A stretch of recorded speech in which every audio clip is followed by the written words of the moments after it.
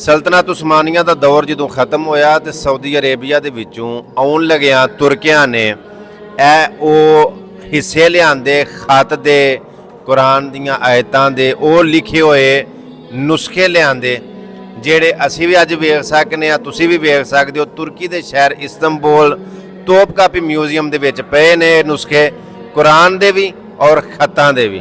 ਮੈਂ ਵੇਖ ਲਏ ਨੇ, ਤੁਸੀਂ ਵੀ ਜ਼ਿਆਰਤ ਕਰ ਲਓ। ਥੱਲੇ ਖਤ ਪਏ ਨੇ, ਉੱਤੇ ਕੁਰਾਨ ਦੇ ਯਾਨੀ ਨੁਸਖੇ, ਉਹ ਸੂਰਤਾਂ ਪਈਆਂ ਨੇ ਜਿਹੜੀਆਂ ਉਸ ਦੌਰ ਦੇ ਵਿੱਚ ਸਹਾਬਾ ਇਕਰਾਮ ਨੇ ਲਿਖੀਆਂ। ਉਹ ਮੈਂ ਤੁਹਾਨੂੰ ਦੱਸ ਛੱਡਣਾ, ਮੈਂ ਇਹ ਗੱਤਾ ਨਹੀਂ, ਇਹ ਵਿੱਚ ਸਮਝੋ ਵੀ ਜਿਵੇਂ ਕੋਈ ਖੱਲ ਹੁੰਦੀ ਹੈ ਨਾ, ਜਾਂ ਖਾਲੇ ਜਾਂ ਕੋਈ ਬਰੀਕ ਪੱਥਰ ਟੈਪ, ਇਹ ਉਹਨਾਂ ਦੇ ਉੱਤੇ ਚੀਜ਼ਾਂ ਲਿਖੀਆਂ ਨੇ। ਇਹ ਵਰਕਾ ਨਹੀਂ ਜਾਂ ਇਹ ਗੱਤਾ ਨਹੀਂ।